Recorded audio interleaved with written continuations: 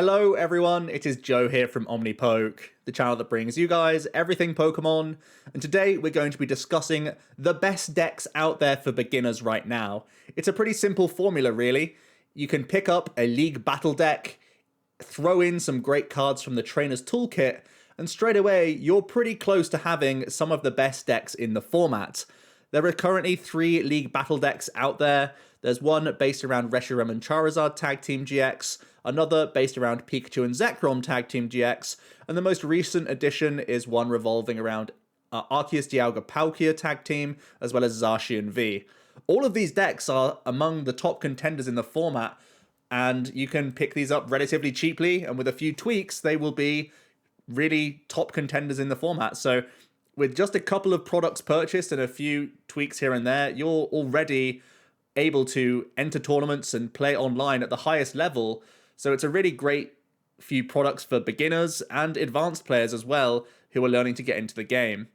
Here's what we're going to be doing. Essentially, we're taking the basic starting 60 from the League Battle deck that you will receive. I'll go over a few of the steps to success and how to play the deck in the first place, especially helpful for beginners.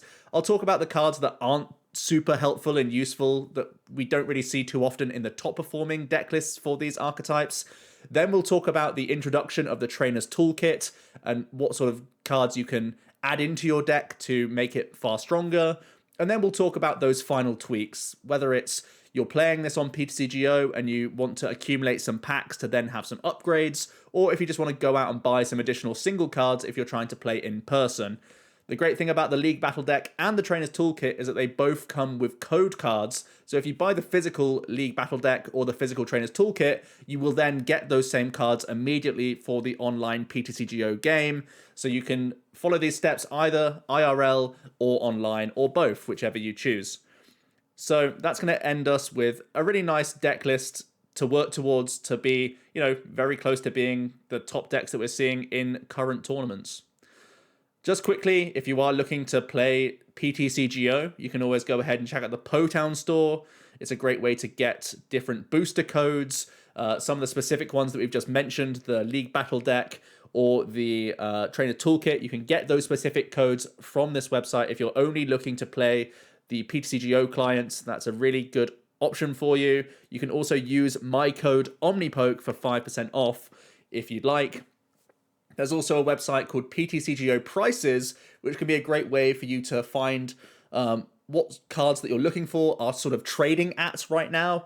There's a trading system on PTCGO. Oftentimes people will offer up a card for certain packs, a certain number of packs, and you can go on there to make sure that you're making reasonable trades to actually get the cards that you want to fill out your deck in the end. We'll start off with the most recent League Battle deck then, affectionately named ADP Zacian, and we're going to look at what the contents of this deck are. As you can see, it comes with 1 Arceus Dialga Palkia Tag Team GX and 2 Zacian Vs. These are pretty much the core cards in terms of attackers that come with the deck. You get a number of trainer cards and energy as well, so it's a fully fledged deck straight out the box that you can start playing with. But we'll take a look at some of the weaker cards in a moment. But first, let's go over the core strategy of an ADP Zacian deck. Typically, your first step is to attach energies to your Arceus Dialga Palkia GX as quickly as possible to work towards the Altered Creation GX attack. If you are able to attach a metal and a water energy to your ADP, you can then flip over your GX marker, and it allows you to do an additional 30 damage to all of your opponent's Pokemon in the active position for the remainder of the game. It also means that when you score a knockout, you get to take an additional prize card. This is an absolutely fantastic GX attack option because it shortens the game quite a lot and means that in theory you could be just 1 or 2 attacks away after using this Altered Creation from winning the game altogether by taking 6 prize cards. Step 2 of your plan is to weave in the attack Ultimate Ray if your ADP is still standing after that GX attack, or trying to use the likes of Metal Saucer to power up your Zacian V.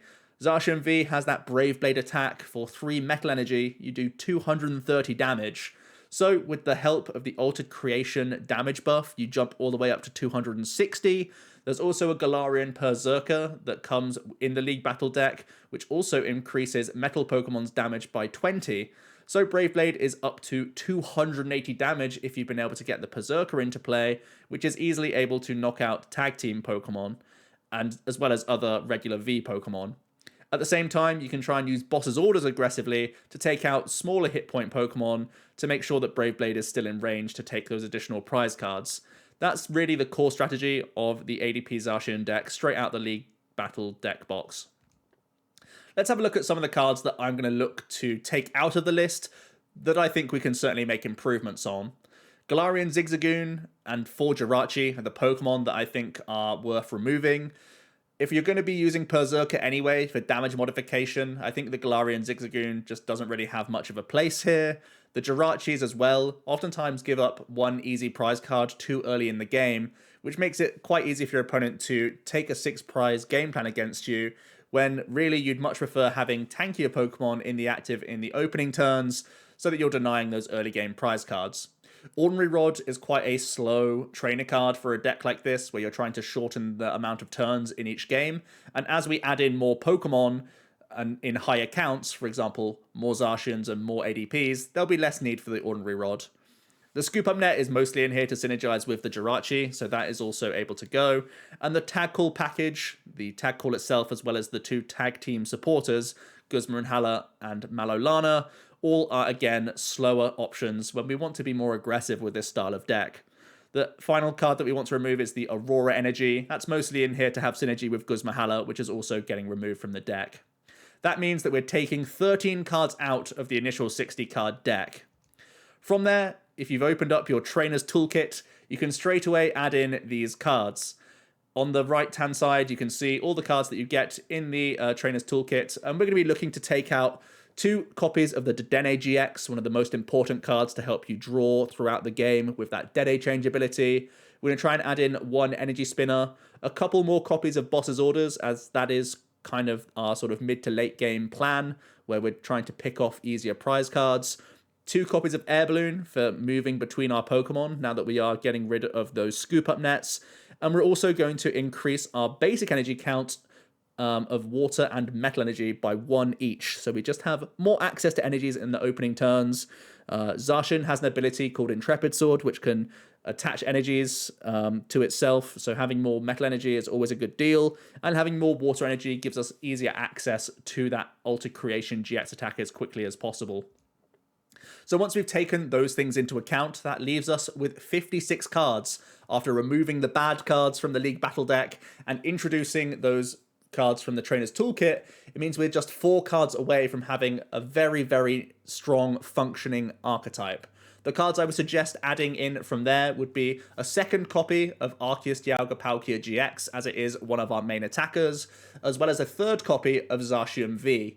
Now, these are fairly expensive cards. Luckily, Zacian V is a tin promo, so that's quite easy to trade for. And ADP is also relatively easy to trade for, because again, it can come in these League Battle decks, so it shouldn't be that difficult to acquire. The other 2 cards I'd choose to add in is 2 copies of Cherish Ball. Now that we have the Dedenne GXs in here, in addition to Arceus Dialga Palkia, it means that we have better access to our ADP in those opening turns, and the Cherish Ball can be used at any point to just get a fresh hand with the Dedenne GX. That would take us up to a very respectable 60-card deck list that's a fantastic starting point for you guys. But that said, there are some additional cards that we can try and work to make the deck even stronger. Now that you've got this base of 60 cards, there's still some things that we'd like to take out and add in. So the end goal list is in front of you now, and essentially the most expensive cards that you're going to be looking towards getting is Crobat V. This is, again, similar to Dedenne GX, another way that you can draw cards via a Pokemon. Eldegoss V is another V Pokemon. It's actually not that difficult to trade for because it's come out not only in the Rebel Clash expansion, but it also came out in Champion's Path. So there's a couple different ways you can get that Eldegoss V, and it's only ever really required to have 1 copy of this card, so many people have them up for trade. That's a great way to get back supporter cards for you, which is very cool. A Morwell GX is another alternative attacker that also has an ability that forces Pokemon into play to again work towards our Boss's Orders game plan.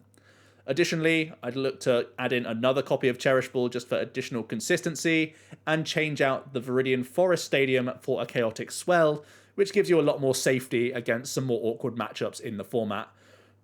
So the deck list in front of you is kind of that end goal, and if you have lots of code cards already lying around and you're only just getting into the TCG, you could go ahead and immediately trade for all of these cards, because if you have the codes, go ahead and do it. But if you're looking to go through the ladder after only picking up the toolkit and only picking up the League Battle Deck, you're just a few cards away from having a really, really nice top tier 60 cards that you can work with from then on.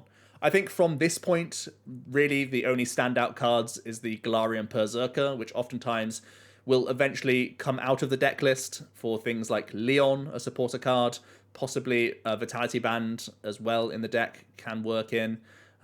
Oftentimes those two spaces will become a fourth copy of Zacian V, sometimes a second copy of Crobat, but for now I believe this is a perfect 60 card list to work towards. Now then, onto the Pikachu and Zekrom League Battle Deck. Here is what you get straight out of the box. Again, the main Pokemon to focus on here are going to be those tag teams, the 2 copies of Pikachu and Zekrom GX, as well as 1 copy of Raichu and Alolan Raichu. These are the main attackers that we're trying to power up and use throughout the game. The core strategy of Pikachu and Zekrom is to use Tapu Koko Prism Star's Dance of the Ancients to take a couple energies out of our discard pile and put them onto our benched Pokemon. Hopefully then, using Energy Switch means that we can get into Full Blitz as quickly as possible. Full Blitz is a really important attack for the Pikachu and Zekrom deck, because it allows you to get even more energies out and put them onto attackers for the future turns. That means that even if your tag team is going to get knocked out, you have your next attacker lined up immediately. The Pikachu and Zekrom deck has a couple of very powerful GX attacks. The Lightning Ride GX attack can do up to 250 damage, whilst also putting your Raichu and Raichu back out of harm's way by moving it to the bench and hopefully trying to skew your opponent's prize trade by throwing up some Pokemon that give up less than 3 prize cards. Also, there's the Tag Bolt GX attack that can do 200 damage for 3 energy, which is already fairly efficient, but if you have 6 energies attached to your Pikachu and Zekrom, you're also able to do a 170 damage snipe to one of your opponent's bench Pokemon. This is a crazy way that you can take many prizes all in one turn and really change the tide of the game, so it's always something to bear in mind. The real step 3 of the Pikachu and Zekrom game plan is to try and use the likes of these GX attacks, as well as the Tandem Shock from Raichu and Alolan Raichu to paralyze the opponent, alongside Reset Stamp and other hand disruption options, to leave your opponent with not much and require them having lots of combinations to be able to attack you in the first place. So you're usually trying to sacrifice a Pikachu and Zekrom in the early turns to then allow your disruptive item and trainer cards to really take effect. Going back to the League Battle deck then, here are what I believe to be the weak links. Now, although the deck is still very, very good, there are 20 cards that I'm going to be removing from this deck, so a third of the deck could certainly be improved on. There's a couple of one-prize Pokemon which just simply don't cut the mustard when you always want to be attaching to your tag teams anyway. So for that reason, we're going to be getting rid of the Apom, the Hooper, the Zapdos, and the Electros. The Ordinary Rod is going to be one of those trainers again, similar to the ADP, that it's just kind of too slow in the game right now. The Pokegears as well, I think we're just going to try and look to buff up those support accounts in general, rather than dig for them with Pokegears. Pokemon Communication seems to be a little bit weak now that we're removing a lot of these basic Pokemon. We'll just have not many remaining in the deck in the first place, and again, Quick Ball is usually just a better searching option. Rotom Bike is simply just not a strong trainer card for a deck like this, and we're also going to try and remove some of the less strong supporter cards. Erica's Hospitality and Mallow and Lana are also going to be axed, alongside that Tag Switch, which I think is kind of wishful thinking. The Tag Switch mostly is in here hoping that you can burst out some GX attacks out of nowhere, but Energy Switch typically should be doing the job for you already and has better synergy with Dance in the Ancients. Now that we've taken out those cards, we can have a look at what upgrades we can have from the Trainer's Toolkit. Straight away, those Dene GXs go instantly into the deck list, as do the Quick Balls We're also going to add in Boss's Orders in here. And as I mentioned, buff out those support accounts of Marnie and Professor's Research. We're going to work in a copy of Air Balloon as well for some extra freedom of movement. And 2 copies of Speed Lightning Energy, a fantastic special energy which also allows us to draw cards as we attach them to lightning type Pokemon. So it's a great way to remain consistent throughout the game.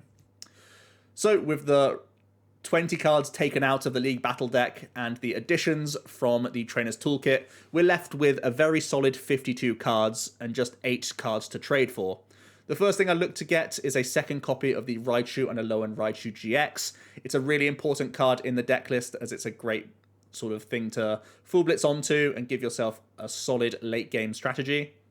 Speed Lightning Energy, as I mentioned, is simply just good for consistency and always a good card to find, so I'd like to add another copy of that if you can trade for it. Another copy of Boss's Orders, because these are just going to be, again, integral cards for making sure you can pick up what you want from your opponent's bench. Crushing Hammer is a really important item card that is often played in the Pikachu and Zekrom style deck. As you do work into the late game alongside Marnie and Reset Stamp, Crushing Hammer is another way that you can try and disrupt your opponent from attacking you. Finally, I think Celtic Swell is a very nice stadium to have in the format right now, so adding one of those is a great way to round out your 60-card deck list. From there, the end goal is going to be mostly working towards some of those more expensive V Pokemon once again. Jirachi is a great start-out point for you, but I do think those Jirachis are better served as Boltund Vs. Boltund is a really important card for Pikachu and Zekrom of the modern era. Electrify is a fantastic way to get into full blitz as quickly as possible. So Boltund V is definitely the priority when you are building Pikachu and Zekrom. At the same time, more draw options is never a bad thing, so working towards the Crobat V and the Eldegoss V are also really nice additions. Mewtwo and Mew Tag Team GX is oftentimes put in the deck to give yourself a way of beating the fighting matchups, as well as having a bit more raw hit points in the deck so that you can take on some more difficult matchups. For example, Pikachu and Zekrom can get one hit knocked out by a Zacian because it only has a base of 240, whereas a Mewtwo and Mew Tag Team GX has 10 hit points remaining after a Brave Blade, so it's a really nice include there. From there, it's just more copies of the best cards, really. A Boss's Orders and a Speed Lightning Energy would be fantastic includes once again. So these are the things to work towards to really get yourself immediately into a perfect 60 for Pikachu and Zekrom. I think from the list in front of you, sometimes there are like 2 or 3 cards that are debatable. For example, the 4th copy of Speed Lightning Energy sometimes is a 3rd copy of Boltund or a 2nd copy of Mewtwo and Mew Tag Team GX. But ultimately, I think this is more or less a perfect 60 of Pikachu and Zekrom, and it really isn't many steps away from the starting point. Let's move on to the Reshiram and Charizard League Battle deck. Now, there's actually 2 decks I'm going to be talking about for this. We're going to start off with the GreenZard. This is really the one that is out of the box, much more similar to what we're going to be starting with to our endpoint. So the League Battle deck is going to really just focus around Volcanion in those opening turns, to go ahead and use Flare Starter alongside Welder, a supporter card which allows you to attach 2 fire energy from your hand onto one of your fire Pokemon and draw 3 cards. So that's going to be a really easy way to accelerate towards some of these really expensive attacks that the Reshiram and Charizard GX has. Flare Strike requires 4 energy, but does a fantastic 230 damage, and the Double Blaze GX attack can be used for just 3 fire energies, similar to the Tag Bolt GX for 200 damage, which is already really fast tempo when you consider the likes of Flare Starter and Welder getting so many energies into play on the opening stages. Or you could go all the way up to 6 energy cards on your Reshiram and Charizard, and you get to do 300 damage, and you also ignore any effects on your opponent's active Pokemon as well, so it could be a wall-breaking attack if need be. Whenever a Reshiram and Charizard GX is smacked into as well, your opponent always has to be careful of the Outrage attack, which is 30 plus 10 for each damage counter on this Pokemon. When you already have 270 hit points to play with, this can certainly be a threat for your opponent if they're not able to take a one-hit KO on you. The third stage, really, of the plan for the GreenZard, outside of just trying to get as much value out of your Reshiram and Charizard as possible, is to make your opponent have an awkward prize trade. As you saw, we have a very limited number of Pokemon in this deck. It's only really the Charizards and the Volcanions in here, so we're going to try and make our opponent have an awkward prize trade. Hopefully, make them go through 2 Volcanion as well as 1 Tag Team GX, or 1 Volcanion or 2 Volcanions, and then 2 Tag Team GXs in the best situation to really force them into having an 8 prize game. That means that Reset Stamp is going to be on our side, and we also play a good amount of healing in this list as well to try and make it even more difficult for the opponent to get through our Reshiram and Charizards. Let's have a look at the weak links in this League Battle deck, and ultimately there aren't that many. This is probably the best out-the-box deck that you can pick up straight away, because we're only going to be removing 8 cards. We're going to be removing 3 copies of Professor's Research, 3 copies of Pokemon Catcher, and 2 copies of Great Potion.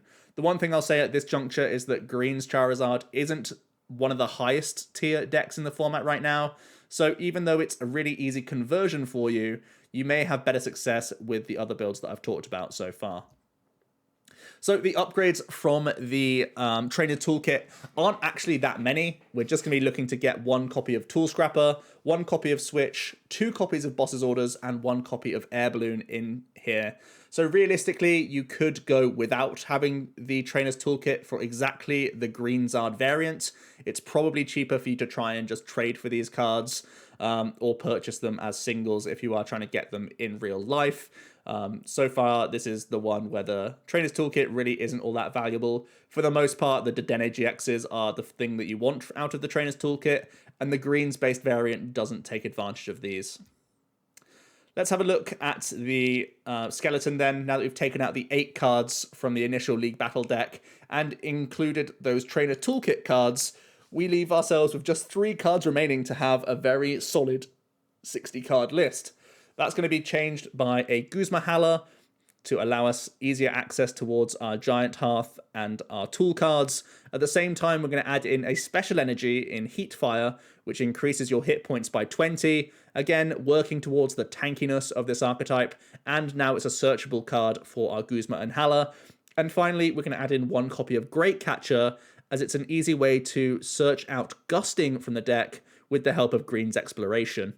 So, like I said, out of the box, you get a very, very close to perfect list of the GreenZard. Just a few tweaks from the Trainer's Toolkit and a few extra trades, and you're there. And these are really easy cards to trade for because they're just Trainer and Special Energy cards. From there, though, now that you've made that initial 60, you can go onto the ladder and use that deck to go ahead and earn coins and go in tournaments and work towards a few other changes. A 3rd copy of Reshiram and Charizard GX is always going to be better than the Charizard and Breaksin GX that you get out of the League Battle deck, because Reshiram and Charizard is simply just a much better attacker. From there, it's really just making the deck more versatile. When you play Green's Exploration, and you can tutor some of the most important cards out of your deck at any given time, it's really nice to have extra flexibility. That's why you're seeing some additional counts of the Big Charm and the Power Plant coming into the deck, because at the right moment, you can greens for them and really make them powerful for you. I'd also look to get a 2nd copy of the Heat Fire Energy into this deck because, again, it just has fantastic synergy with the Reshiram and Charizard to push yourself up to 290 or even more with that Big Charm to make not only it stand around for a lot longer, but also makes that Outrage attack much more threatening for the opponent. The things we're looking to weave out really just are a Pokegear, a Cynthia Caitlyn, a Vitality Band, 1 of the Charizard and Breaksin, and 1 of the Fire Energy. Cards that you can, quite easily replace just for a few upgrades here and there. Basically, we're making the deck a lot more versatile to have different options in all sorts of matchups. The final way that I'd like to kickstart the League Battle deck and include the Trainer Toolkit cards would be a Tempo variant of Charizard, often known as TempoZard or Welder Box. It's taking a more aggressive approach with this Welder-style deck. So we'll go ahead and look at the weak links for this exact list. You can already go back and see what the deck lists initially is from this. Well, you can actually see the deck list in front of you from the League Battle deck. And unlike the Greens build, we're entirely taking out the Tag Call package because we're going to be looking to have more aggressive draw with this style approach. So we're seeing the Tag Calls, the Cynthia Caitlyn, the Malolana, and the Green's Exploration all going out of the deck, as well as the Professor's Research. We really are trying to hone in on Welder turn after turn after turn to make sure we can do high damage output attacks. At the same time, we're going to get rid of some of these other trainer cards. Reset Stamp is usually in here as a fallback plan, but we're again trying to take a more aggressive route. We're also going to take out the Charizard and Breaksin, the Energy Spinner, the Great Potions, and the Pokemon Catchers. Again, 21 cards. It's a good portion of the League Battle deck that we're going to be removing, but the Trainer's Toolkit is going to help us out here a lot more.